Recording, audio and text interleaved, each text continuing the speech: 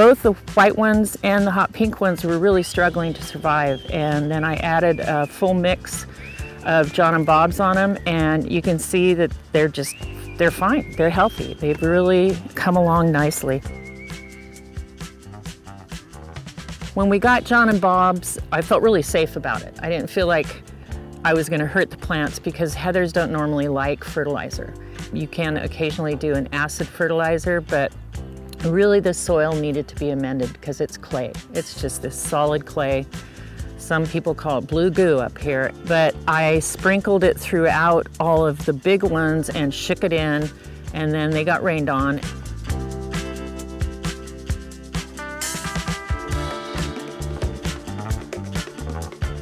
So these were the first planting. There was a strip that was planted, and there wasn't a very good survival rate because they are in that type of clay soil and they don't like their feet to stay soggy.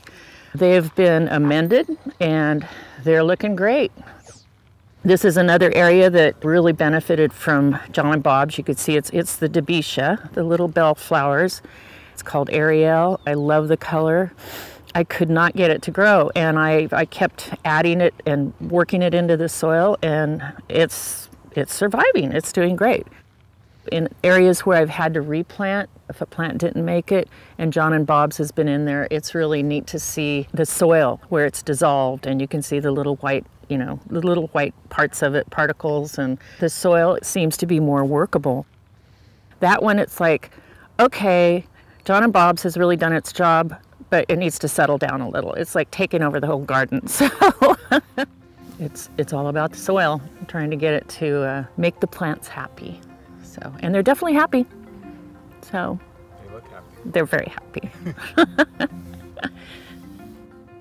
This whole tree line was put in about 8 or 9 years ago. This last winter, we had this unusual situation where it just stopped raining in January. Like the faucet was turned off. And January, February, March, we really depend on those rains to soak the trees here in the garden. A few weeks after we had an unusual freeze, which it got down into the 20s, I think the freeze and the lack of water, they just started to turn yellow. So these lower trees, they were really yellow and a lot of dropping leaves, and that's not a good sign at all. We applied John and Bob's blend and crossed our fingers. You know, a lot of people think you just fertilize around there, but really the roots are out in that lawn area. So we spread some canopy. Yeah, so we spread most of it out, and of course their lawn looks pretty good over there. I want to say around March it started to rain again. The blend was able to percolate into the soil with the rain. And now they don't look so yellow. That one over there is still a little yellowy, but they look great. It really solved a huge issue. It would be sad to cut those dogwoods down. I try to spread John and Bob's blend before a rain. That's my habit, is to look for a forecast of rain and then spread it. The most frequent question I get is, what is this purple, tall purple stuff? And it's a verbena.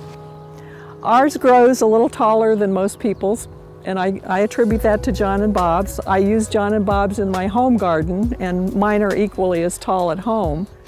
Before I had the garden, I brought out some transplants, and within about 3 months they were dead. I took this garden over last year. It used to be a part of a vegetable garden, and this side was a giant gravel pile at one time. When I put my shovel into this area, it wouldn't move. It was almost like concrete. So last year, I several times put on penetrant and blend in this area. And as you see, it's doing great. I always use blend when I'm planting, but if I hit into that compaction, then I'll use a little extra all around the plant and scratch it in. It can take several applications to deal with that much compaction, but things responded and are growing great. This isn't the rose garden you were going to talk about? No, but that does those roses were just planted this spring, and they have John and Bob's. When we applied it the first time in the rose garden, after the first year, the roses themselves, the flowers were big. You have blue, is this blue too all in here? Not so bad as in here and up there, but yeah. So this rose is called iceberg, and it's common throughout this whole bed. Let's just try an experiment where we took some iceberg roses and used the John and Bob's exclusively, and then some other iceberg roses where we did not. And so this rose is, where's my other iceberg? This is iceberg, this older plant, but we use John and Bob's only on these iceberg roses and not on this. The iceberg roses, they're still really full and blooming in spite of some poor weather we had during the week of July 4th, which was a lot of rain, and roses, they don't want their feathers wet, you know, they don't want their leaves wet, they don't want their flowers wet. The ones that we applied John and Bob seem to have withstood that better than the ones that we did not apply John and Bob to. You know, if it's a roses, maybe we'll put a cup or so per plant. It just depends on the plant. It's kind of like cooking without measuring cups. I just know what to do, and so there's no exact measurement. If the soils are really bad, a really problem area, we'll put a little extra, and if things are looking pretty good, we'll be a little more conservative that way.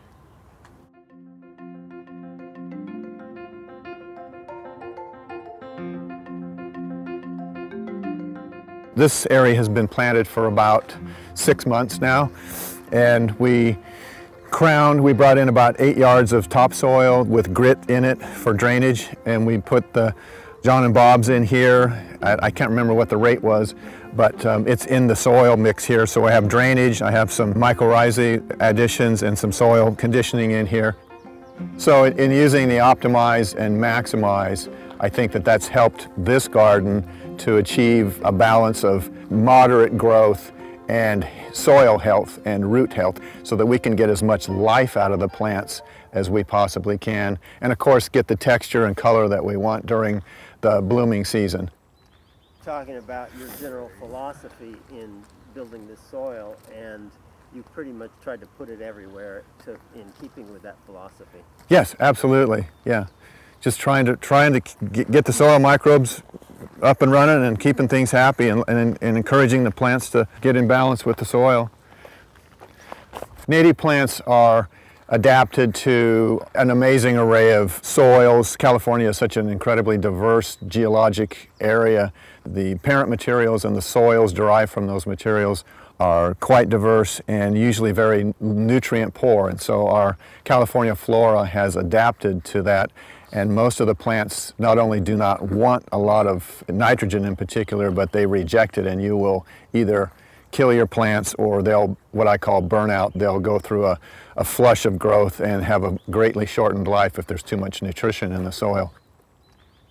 So what's your advice to people that want to grow a Mattia hot poppies like yours? Full sun, excellent drainage, no fertilizer, and no summer water once they're established. And they can be a little finicky at first. They're not easy. This is our spice bush. I just sheared. It's a little rough on the edge here. Just sheared it, but this is Calicanthus, and it has a pretty. Have you ever? And that's been John and Bob last year. It's been John and Bob. Yeah, yeah. The soil here is, there's something, I think it's because you dig down a little bit and it's that, we call it blue goo. It's just a gooey, clayey, blue goo clay. If you Google that, you might find that.